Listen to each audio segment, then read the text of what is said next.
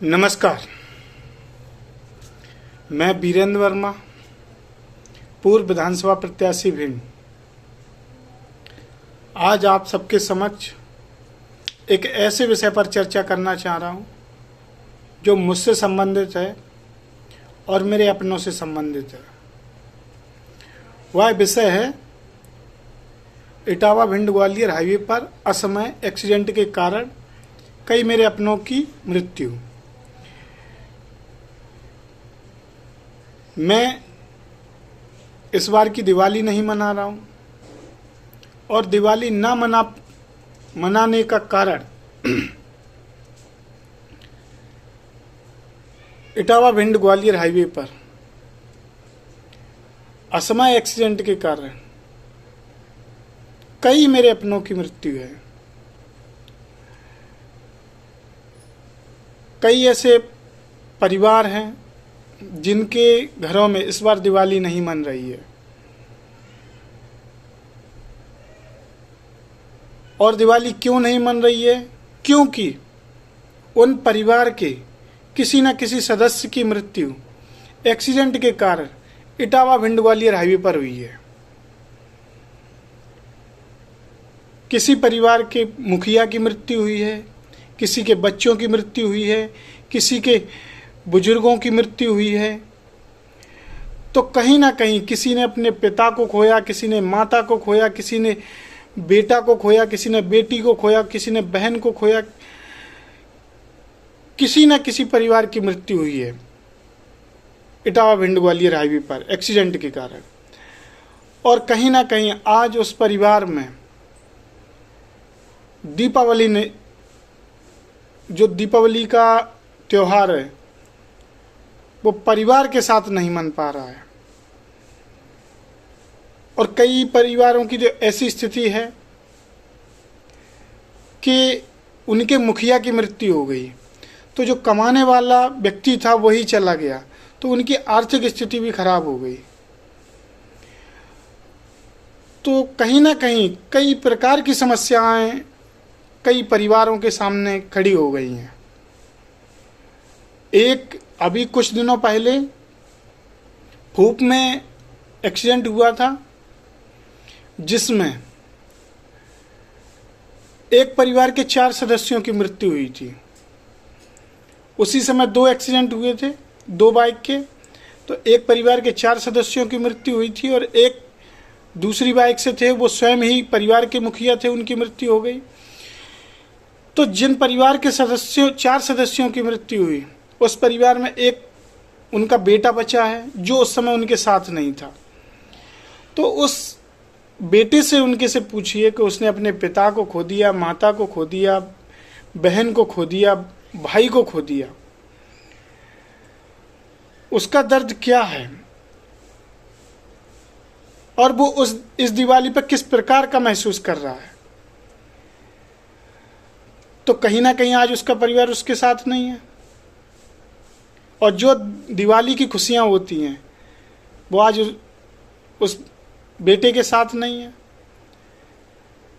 और ये हुआ क्यों है? ये इसलिए हुआ है कि इटावा भिंड ग्वालियर हाईवे की चौड़ाई कम है। इटावा भिंड ग्वालियर हाईवे आज तक बन नहीं पाया है। इसके लिए कोई ना कोई जिम्मेदार भी है, शासन जिम्मेदार है और जो भी जनप्रतिनिधि जिम्मेदार, उनको भी जिम्मेदारी लेनी चाहिए। शासन तो जिम्मेदार है ही, लेकिन सबसे बड़ी समस्या है कि जिन परिवारों के सदस्यों की मृत्यु हो गई, उन परिवारों से पूछिए कि दर्द क्या है, उन परिवारों से पूछिए पीड़ा क्या है, उन परिवारों से पूछिए कि दीपावली किस प्रकार मनाएं। अब वो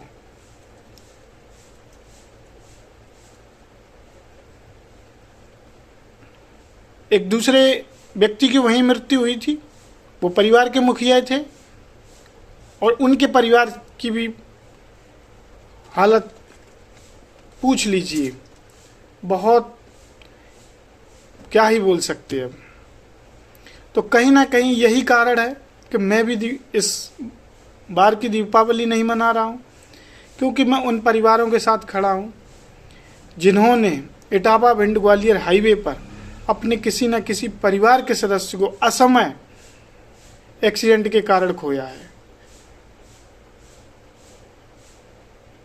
एक बच्चा जिसकी उम्र 5 वर्ष थी, उस बच्चे की एक्सीडेंट से मृत्यु हो गई। वो 4 जो सदस्य थे एक परिवार के, उनमें एक 5 वर्ष का लड़का था, पुत्र था उनका। अब 5 वर्ष के पुत्र ने क्या देखा जीवन में। हमारे यहाँ स्कूल में एडमिशन 6 वर्ष या 7 वर्ष के लगभग होते हैं, तो उस बच्चे ने क्या देखा और उसकी एक्सीडेंट के कारण मृत्यु हो गई। अगर आज हाईवे बना होता, अगर आज हाईवे की चौड़ाई ज़्यादा होती, तो फिर आज ये एक्सीडेंट नहीं होती और आज जिन परिवारों ने अपने सदस्यों को खोया है वो उनके साथ होते। तो कहीं ना कहीं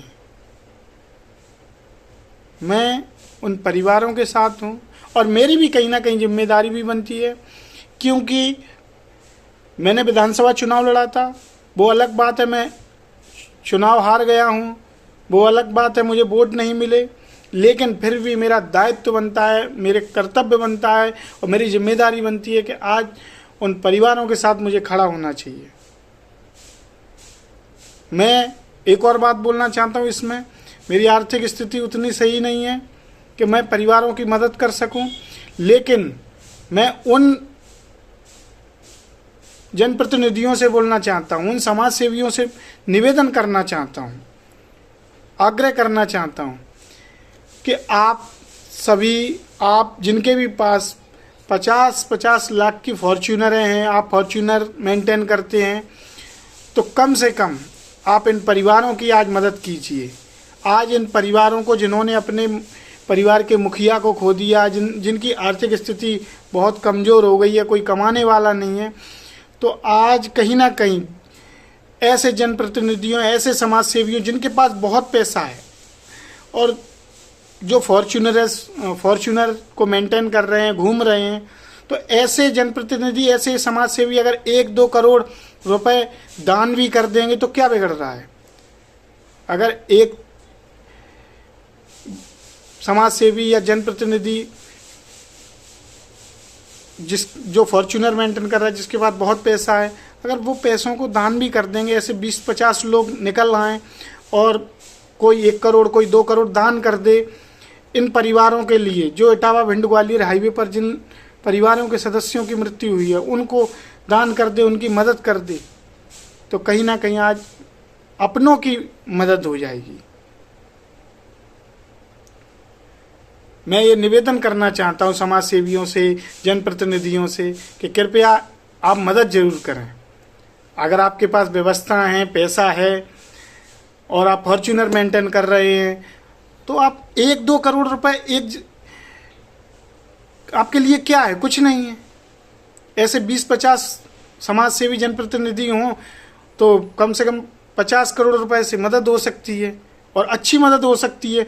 ऐसे कई लोगों की एक्सीडेंट के कारण मृत्यु हुई है इटावा भिंड ग्वालियर हाईवे पर।